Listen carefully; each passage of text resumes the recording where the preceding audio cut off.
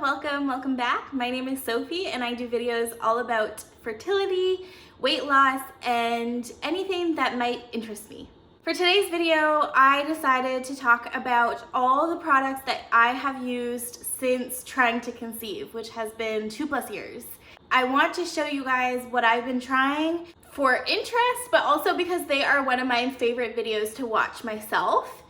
And it's also interesting to see what other people feel will help them conceive. Before we start this video, I would like to say that I am in no way, shape, or form a medical doctor. And whatever I say is my own opinion. And everything I have tried is under the guidance of a naturopath, my family doctor, my fertility doctor, OBGYN, or at my own risk. So please take what I say today with a grain of salt and do your own research, talk to your own doctor, and figure out what is best for you. If you are interested in this video, please keep watching. If you enjoy it, please like, please subscribe, and please comment because I answer every single one of your comments. So I've tried many different products to conceive because through infertility, you start getting impatient and you want to find something that might work for you and that might help you conceive without the help of, actual medication or procedures like IVF or IUI. So you want to try everything before you head down that path. So without further ado, let's get into the products. So I'm going to start out with vitamins and supplements. One of the first products I want to talk about is a prenatal. So you'll notice that everyone on the internet says it's good to take a prenatal, and your family doctor will say the same, your OBGYN will say the same. A prenatal is vital when you're trying to conceive. They do recommend that you start your prenatal 3 months before you're trying to conceive because it takes about 3 months for your vitamins and everything to absorb in your system. And one of the main reasons family doctors, OBGYNs, everyone recommends a prenatal is for the folic acid or folate if you want the natural version. I did a lot of research and a lot of women can't process folic acid properly. And so they'll recommend to you that you try something with folate instead. And so that's why I went with Baby and Me Too, because it has folate. I've heard really good things about Mega Food. It is all natural. It's from plants. There's no additives or anything like that. And it's non-GMO, no gluten, vegetarian, etc. I'm not currently taking this prenatal, and the reason why is because I wanted to try other products. I had products at home that for some reason I just had. And so right now, instead of a prenatal, I'm taking a multivitamin plus folic acid, which probably does something similar. The only thing is the multivitamin that I'm taking is not specified to women, so it is a less effective prenatal or multivitamin for me, but I just want to get through it, and then once I'm done that, I'll go back to my Baby and Me Too prenatals. So the multivitamins that I'm taking currently are these. My husband is also taking these. It's a great thing to take if you are human and adult. And then I'm also taking folic acid on the side. Now this is not folate, but it does the trick for now. Like I said, I just wanted to get rid of this product. I had it in my cabinet. I just wanted to not waste it. So right now, I'm taking a combination of these two things. My husband, like I said, is taking the same multivitamin as I am, but before he was taking this is the Men's One Daily from Mega Food. I'm a big fan of this brand, as you can see, but he did run out of those, and that's why we're taking the gummy multivitamins for now. I am also taking vitamin D3. The reason for that is most people that live in northern climates, or I'm in Canada, for example, we are lacking in vitamin D. It has been researched that suggests that women with a lack of vitamin D have a harder time conceiving. And so I am currently taking vitamin D3 just to help out. I don't know if it actually helps, but I'm hoping that it does.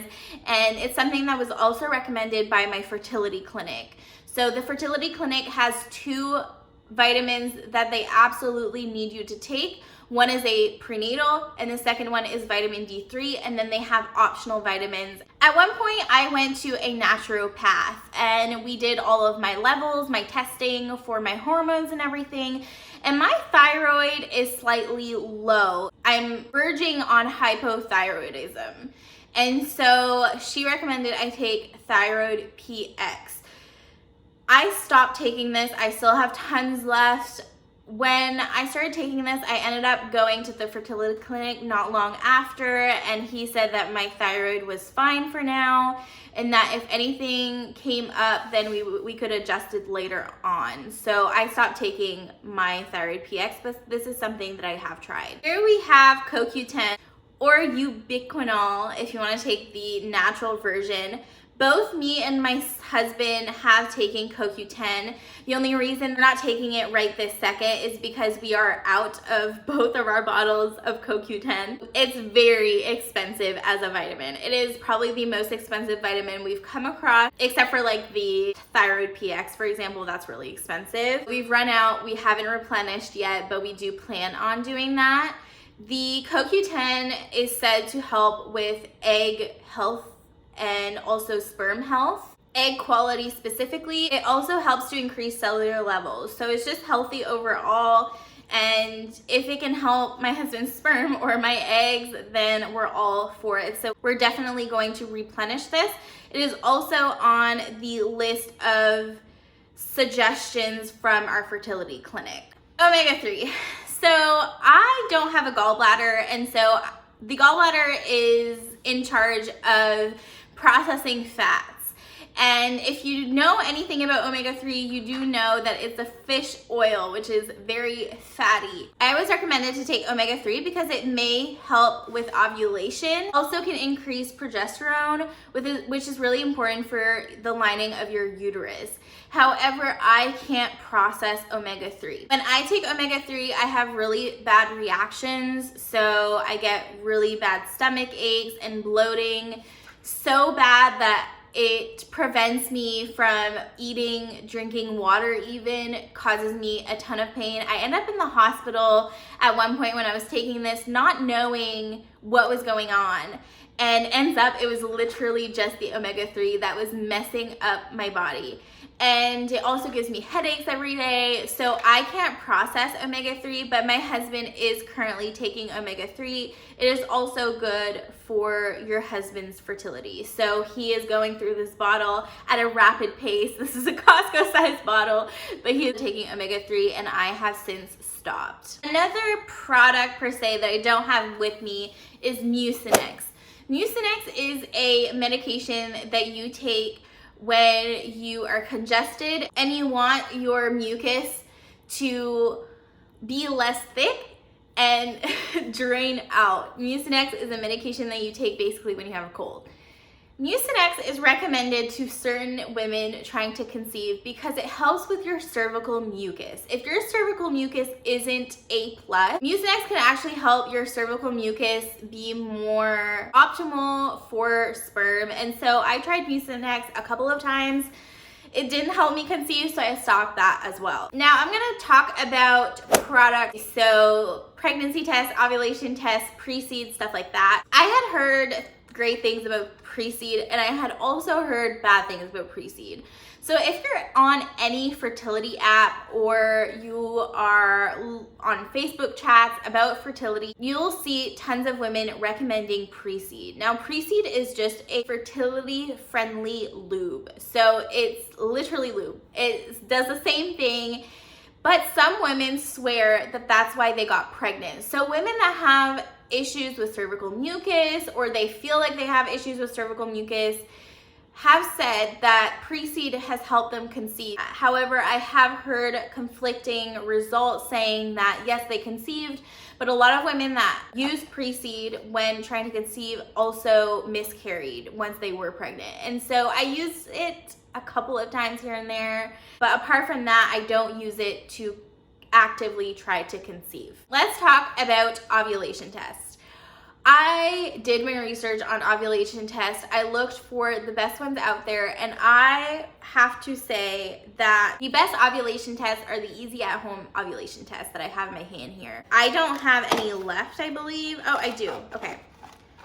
So this is what it looks like. It's just a tiny test strip, and they are very effective. They really helped me out when I was first trying to conceive and first trying to pinpoint my ovulation date. I no longer use them. I'm very regular and I ovulate on the same day every single month, so I no longer need these, but they're very, very good and they're cheap on Amazon. I did also purchase the Clear Blue ovulation test, which a lot of people recommend. I don't think I even used it once. I opened the box. Yeah, I've never used it. I have tons of these. They are completely expired. I can't use them anymore, but they work well, I've been told. The only reason that I didn't use these is because I really liked my other ones, and these are really expensive as well, so keep that in mind if you're trying to stay on a budget. As for pregnancy tests, I have stuck with what I've loved, and so I did a research at the very beginning, and a lot of people said that the Clear Blue aren't great because blue dye can give you false positives. It's really hard to say if you are actually pregnant, and so I started using the first response pregnancy test, specifically the 6 days sooner or their early response. I always have a box of these in my cabinet. I haven't used a pregnancy test in like 8 months, but I have them just in case I really feel like I'm pregnant or I'm late for my period. I have them. Another pregnancy test that I do use more frequently are the Easy at Home pregnancy tests. So I use these more regularly, although I will say it probably has been a few months since I've used these. They aren't as clear as the first response, for example, but they work really great if there is a higher amount of HCG in your urine. The last thing I wanted to talk about that I've tried to do while trying to conceive, and this has been going on for at least a year, so not my entire fertility journey, but for a good amount of time, is eliminating toxins. So there are toxins everywhere in our house, be it in beauty products, in hair products, in our cooking ware in the kitchen, our deodorant, etc. And so what I've tried to do is eliminate as many toxins as I can, because toxins can mess with your hormones and make it harder to conceive. And I will say that looking at research, I feel like women have a harder time trying to conceive these days than any other period of time in life ever. My mom, she doesn't know a lot of women her age that had a hard time conceiving. I feel like there are more and more toxins and we really have to be careful. And so some things I've replaced are my deodorant with, for example. I've also replaced my lip balm that I put on every morning, every night. So that was really important for me to replace. I've switched my moisturizer to a more natural one. We've also switched all of our frying pans to cast iron. All of our containers, we now use glass and no plastic.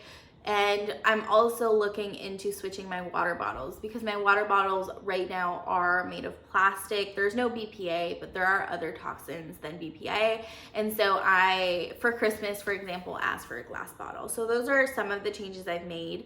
Oh, I've also stopped using dryer sheets. We now use wool balls instead, and they work really, really well. So those are just some of the toxins that we've eliminated.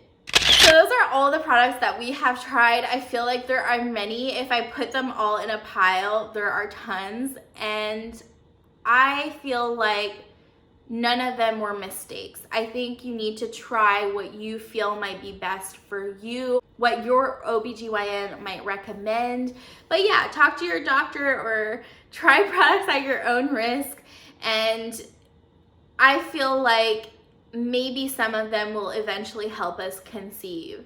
So I wanted to share that with you guys, and I hope that it was interesting, and I will see you guys in a later video. See ya!